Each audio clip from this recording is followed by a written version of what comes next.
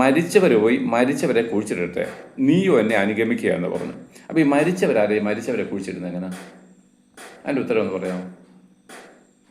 മരിച്ച ഒരു വ്യക്തി മരിച്ച മറ്റൊരു വ്യക്തിയെ കുഴിച്ചിടാൻ പറ്റുമോ? ഇല്ല. പിന്നെ ഈ കർത്താവ് എന്തായി പറയുന്നത്? ഇതൊക്കെ വായിക്കുമ്പോൾ ജാതികൾക്ക് അങ്ങ് എന്താണ് പ്രശ്നം ഉണ്ടാക്കുക. ഇതൊക്കെ എങ്ങനെ വിശ്വസിക്കുന്നത്? അപ്പോൾ ഇവിടെ ഞാനൊരു കാര്യം പറയാം.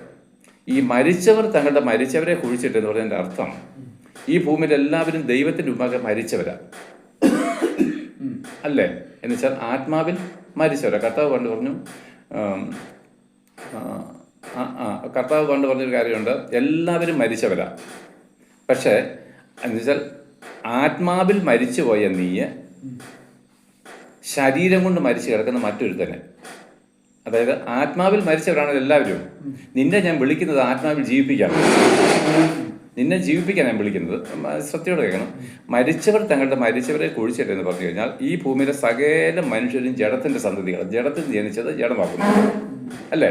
അപ്പൊ എല്ലാവരും മരിച്ചവരാ ദൈവത്തിന് മുമ്പിൽ, ദൈവജീവൻ ഇല്ലാത്തവരാ. അപ്പൊ ദൈവജീവനിൽ മരിച്ച ഒരുവൻ ശരീരത്തിൽ മരിച്ച സാധാരണ മരിച്ച ഒരുത്തിനെ കൊണ്ട് കുഴിച്ചിടട്ടെ. നിന്നെ ഞാൻ വിളിച്ചിരിക്കുന്ന രണ്ട് ഉദ്ദേശമുണ്ട്. ഒന്ന്, നിന്റെ ആത്മാവിൽ ഞാൻ ജീവിപ്പിക്കും, നാളെ നിന്റെ ശരീരത്തെ ഞാൻ ജീവിപ്പിക്കും. അപ്പോൾ ഇത്ര വലിയ വിളിയാണ് ഞാൻ നിന്നെ വിളിക്കുന്നത്. അപ്പോൾ പറയാം, ഞാൻ അപ്പനെ കുഴിച്ചിട്ടേ വരത്തുള്ളൂ.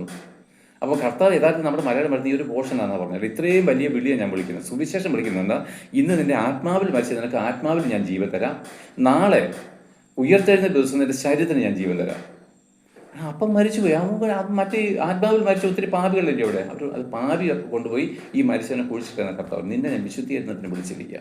എത്ര ഉന്നതമായിരിക്കുന്ന വിളിയാണെന്നറിയോ സുവിശേഷം.